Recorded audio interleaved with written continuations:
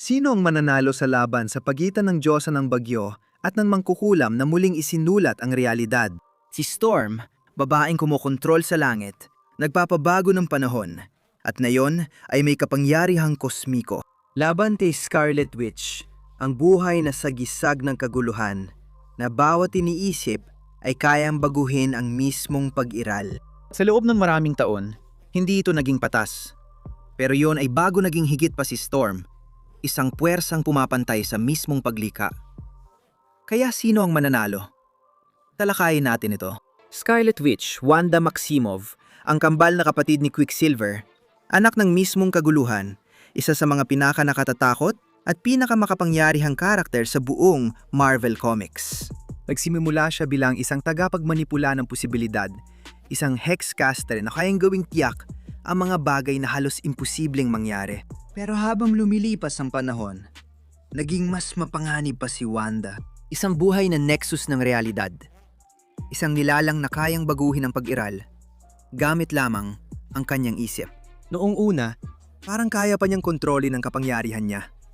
Nakakagawa siya ng mga hexbolt na kumukontrol sa posibilidad, nagpapalya ng sandata, nagpapabagsak ng kalaban, at nagpapalabas ng di inaasahang pangyayari kapag kailangan. Matalino at tusong mahika yon. Pero nagsimula siyang lumago at matuklasan ng tunay niyang kakayahan. Doon na nagsimulang nakakatakot ang lahat. Ang mga hex ni Wanda ay naging mga pagsabog na sapat na malakas para talunin si Dr. Doom sa isang pira. Saktan ng mga Diyos tulad ni Thor at pabagsakin ang buong grupo ng mga bayani. Ang kanyang depensa ay kasing tindi rin. Mga force feed na kayang tiisin ng mahika, mga banat ng Diyos, at kahit mga atake mula sa mga nilalang na kosmiko. At panimula pa lang yan. Hindi lang basta mangkukulam si Scarlet Witch. Isa siya sa pinakamapanganib na tagapagbaluktot ng realidad. Kaya niyang likayin ang kahit ano, gamit lang ang kanyang isip. O tuluyang burahin ito sa pag-iral. Buo at ganap. Buong dimensyon, kabuuang mga konsepto, kayang baguhin sa isang iglap. Yon ang kanyang realidad. Hindi lang sa isang lungsod o planeta gumagana ang kanyang manipulasyon. Umaabot ito hanggang sa antas ng buong universo.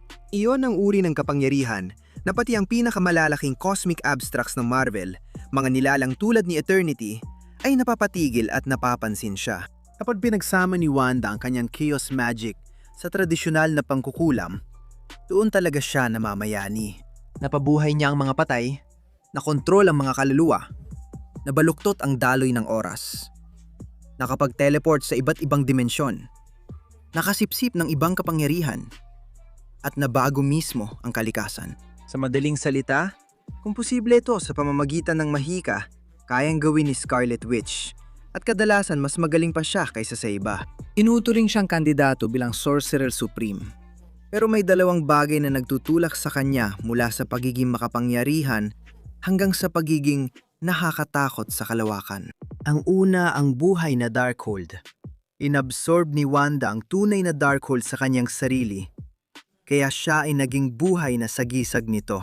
Dito, ipinapakita niya ang mga pakpak, galamay at koronang may sunay gamit ang mahiwagang kapangyarihan. Napakawasak niya na tinawag niya ang mga nuklear na multo laban sa Griever. Sa katapusan ng lahat ng bagay, laban sa kamatayan, pinahirapan niya ito gamit ang mga tunay na multo ng kanyang nakaraan. Hindi lang niya hawak ang aklat, siya mismo ang aklat. Mas malaki pa ang pangalawa. Si Wanda ay isang nexus na nilalang. Ibig sabihin ay umiral siya bilang isang tiyak na punto sa lahat ng realidad. Isang palagian sa multiverse. Isinakatawan niya ang walang hanggang posibilidad. Sa ganitong katayuan, kaya niyang manipulahin ang mismong space-time. Muling isulat ang agos ng oras ng universo at pakialaman ang mismong matematika ng paglika. Ang mga nilalang tulad ni Griever ay nagbabala na kapag niyakap ni Wanda ng buo ang kanyang nexus na potensyal, maaari niyang wasakin ng tuluyan ang space-time. Nalilikan ang walang hanggang mga timeline na mawawala sa kontrol. At bilang isang nexus na nilalang, si Wanda ay hindi nakatali sa tadhana. Immune siya sa mga paradox, kapalaran, pagbura, pati na rin sa mismong kamatayan. Muling binuhay ni Wanda ang sarili niyang kaluluwa. Bumalik siya sa buhay sa pamamagitan ng daan ng mangkukulam sa Eldridge Orchard. Kapag pinagsama-sama mong lahat, ang mga hex, ang chaos magic, ang pagbaluktot ng realidad, ang Darkhold, ang kapangyarihan ng Nexus. Makikita mo na kung bakit. Ang Scarlet Witch ay isa sa pinakamapanganib na karakter ng Marvel. Ito ang babaeng gumulong ng 3 salita. Wala ng mutants. At binago ang kapalaran ng isang buong species. Ang babaeng kayang baluktutin ng universo, pahirapan ng mga Diyos, at sirain ang mga batas ng paglikha mismo. Kaya kung si Wanda man ay nagpapakawala ng hex bolts na kayang pabagsakin si Thor o si Wanda. Binabago ang mga patakaran ng realidad sa antas na multiverso. Isang bagay ang sigurado. Kapag dumating si Scarlet Witch, hindi lang yumuyuko ang mga batas ng Marvel Universe, kundi nababasag pa. Si Aurora Monroe, na mas kilala bilang Storm, ay isang Omega-level mutant na miyembro ng X-Men. Minsan siya pa nagiging leader ng grupo habang nilalabanan nila ang iba't ibang uri ng mga banta sa mundo. Binigyan ng kakayahang kontrolin ng panahon at lahat ng aspeto nito, si Storm ay isa sa pinakamakapangyarihan sa X-Men at sa kanyang pinakamahusay, isa siya sa pinakamalalakas na bayani na iniaalok ng Marvel. Parang kinokontrol ni Storm ang panahon gamit ang kanyang kapangyarihan.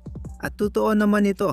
Sa teknikal na usapan, kinokontrol talaga niya ang iba't ibang uri ng enerya na bumubuo sa panahon, tulad ng thermal, kinetic, at electromagnetic na mga enerya. Sa kagustuhan niya, sa lahat ng layunin at dahilan, kinokontrol ni Storm ang panahon at ang madalas niyang gawin ay lumikha ng bagyo at magpakawala ng mga kidlat.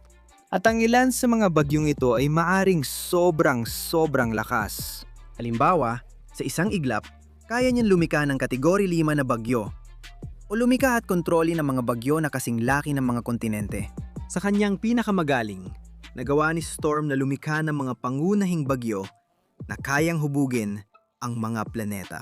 At hindi lang basta matinding lakas ang meron si Storm, kundi may napakahusay din siyang kontrol sa panahon at sa mga bagyo niya. Halimbawa, kaya niyang gumawa ng malalakas na hangin na kayang itaboy si Hulk. pero kaya rin niyang manipulahin ng hangin at hangin sa loob ng baga ng isang tao. At papayagan lang silang huminga kapag pinayagan niya. Ganyan din sa kidlat, yan ang pangunahing kakayahan ni Storm. Kaya niya magpakawala ng napakalalakas na kidlat. Mga kidlat na kinainggitan pa mismo ni Thor.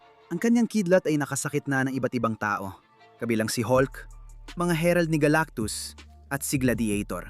At tulad ng iba pa niyang kakayahan sa pagkontrol ng panahon, ang kontrol ni Storm sa kuryente ay hindi lang puro yabang at lakas, kundi napakahusay din ng kanyang pinong kontrol dito. Sa punto na kaya niyo magpakawala ng kidlat para kuryentehin ng isang tao, pero hindi ang iba. At kaya rin niyang direktang manipulahin ang mga electrical neuron sa otak ng isang tao. At si Storm ay hindi lang basta isang taong may iisang galing pagdating sa pagkontrol ng panahon. May dahilan kung bakit siya ang napiling maging leader ng X-Men. Mahusay siyang mandirigma sa mano-mano at kayang talunin si Cyclops kahit walang kapangyarihan. Matalino siya at bihasa sa paggamit ng kapangyarihan. Alam niya paano ito gamitin ng mahusay. at hindi rin siya nahihirapan sa pagiging malikain sa paggamit nito. Sa huli, si Storm ay isang Omega-level mutant. At yun lang ang kailangan mong malaman. Yun pa lang ay agad siyang inilalagay bilang isa sa pinakamakapangyarihang bayani. Hindi lang sa Earth, kundi sa buong universo. Sino ang mananalo? Ang Diyosa ng bagyo o ang mangkukulam ng chaos? Sa loob ng mga dekada, sina Storm at Scarlet Witch ay kinilala bilang dalawa sa pinakamakapangyarihang babae ng Marvel. Mga puwersang elemental at mahiwaga na nagkatawang tao. Pero nitong mga nakaraang taon, pareho silang naging higit pa sa pagiging mutant o mangkukulam. Sa unang pagkakataon, parang patas na ang laban na ito. Magsimula tayo kay Aurora, Monroe, Storm, ang tagapagkontrol ng panahon, mangkukulam ng Wakanda, reyna ng kaluluwa, at ang buhay na kalangitan mismo. Palaging makapangyarihan si Storm. Pero sa mga makabagong kwento niya, naging higit pa siya sa isang tagapagkontrol ng panahon. Naging Diyos ang katauhan na siya ng bagyo, ang tinig ng kaluluwa na may hawak ng pinagsamang lakas buhay ng buong solar system. Hindi na lang siya basta nagpapatawag ng kidlat, siya mismo ang kidlat.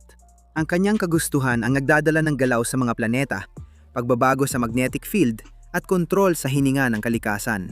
Napatahimik niya ang mga solar flare, nahati ang mga bagyong kosmiko, at nabuo ang buong atmosfera ng mga planeta mula sa wala. Nang koronahan siyang reyna ng mga mutant ng Arako, nilabanan at tinalo niya ang mga Diyos. Napasok ko si Vulcan na makapangyarihan sa kalawakan, at mga nilalang na dati ay kayang durugin siya. Hayanan niyang kontrolin ang panahon mismo ng Mars, ang temperatura, atmosfera, at klima ng isang buong mundo. Sunod sa kanyang isip, at dito na nagiging kakaiba ang lahat. Ang lakas niya ay hindi lang pisikal o elemental. Ito ay espiritual din. Sa X-Men Red, si Storm ay nakakakuha ng lakas mula sa pananampalataya ng kanyang mga tao, hinihigop ang banal na enerhiya mula sa paniniwala. Tamayan, pinapalakas siya ng pagsamba. Habang mas pinapahalagahan siya, lalo siyang nagiging hindi mapipigilan. Hindi ito ang Storm na basta lang nagpapakawala ng kidlat. Ito ang Storm na siyang nagtatakda kung ano ang ibig sabihin ng kidlat. At narito naman si Wanda Maximoff, ang Scarlet Witch, ang buhay na kabalintunaan ng kaayusan at pagkawasak. Habang si Storm ay nakakabit sa puwersa ng paglika, si Wanda naman ang naguutos sa kaguluhan na nagbibigay kahulugan dito. Hindi sumusunod ang kapangyarihan niya sa batas ng kalikasan, binabago pa niya ito. Kaguluhan niya ito. Ang mahika ay likas, sinauna, at nakakakilabot sa kawalang hanggan ng hangganan. Nang gumulong siya ng 3 simpleng salita, wala ng mga mutant, hindi siya nagwasak ng mga lungsod. Binago niya mismo ang realidad. sa isang iglap, Binago niya ang genetic na komposisyon ng isang buong uri at hinubog ang isang bagong mundo batay sa kanyang sakit. ang mahika ni Wanda ay hindi limitado ng pisika o lohika. Nakipaglaban siya sa mga kosmikong nilalang tulad ng Griever sa katapusan ng lahat ng bagay, ang pagsasakatawan ng mismong entropy at nagawa niyang lumaban ng patas. Naging buhay na Darkhold siya, isang daluyan ng bawat ipinagbabawal na salamangka at ng lahat ng mahiwagang Diyos na umiral. At higit sa lahat, Isa siyang Nexus being, isang tiyak na constant sa buong multiverse. Bawat timeline, bawat realidad, bawat universo ay may Wanda. At silang lahat ay siya. Hindi siya tinatablan ng mga paradox, pagbura, at kahit ng kamatayan. Pwede mong wasakin ang isang mundo, pero hindi mo kayang burahin ang Scarlet Witch. Ang kanyang mga kapangyarihan ay umaabot sa bawat antas ng pag-iral, oras, posibilidad, kaluluwa, at realidad. Napabuhay niya ang mga patay, nabaliktad ang sanhi at bunga, at nagawang gawing totoo ang imahinasyon. Si Storm ay yumuyuko sa mga sistema ng kalikasan. Si Wanda ay muling sumusulat ng mga batas na nagpapahintulot sa mga sistemang yon.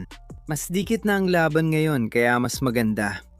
Hindi na basta mutant si Storm. Umakyat na siya sa hanay ng mga Diyos, Kumukontrol ng mga puwersa ng kalikasan mula sa daigdig hanggang Mars, hanggang sa puso ng mga bituin. ang kanyang pagkadyosa, Matibay na pananampalataya at kontrol sa kalikasan ang dahilan kung bakit siya isa sa pinakamakapangyarihang nilalang. Pero si Scarlet Witch, hindi siya sumusunod sa parehong mga patakaran. Si Storm ang naguutos ng paglika, Habang si Wanda ang guling nagbibigay kahulugan dito. Nakakalika si Storm ng bagyong yumanig sa mga planeta, ngunit kayang sabihin ni Wanda na hindi yon kailanman umiral. ang kidlat ni Storm ay sang-ayon sa pisika. Pero ang kay Wanda ay kaguluhan. Binabasag ng mahika, kahit ang kamatayan, hindi siya mapipigilan. Tinitiyak ng Nexus na kapag siya ay bumagsak, Mismong realidad ang magbabalik sa kanya. Kaya oo, si Storm ay umangat na sa pagiging Diyos. Pero si Scarlet Witch ay lampas na roon noon pa man. panalo si Scarlet Witch pero halos tawla lang.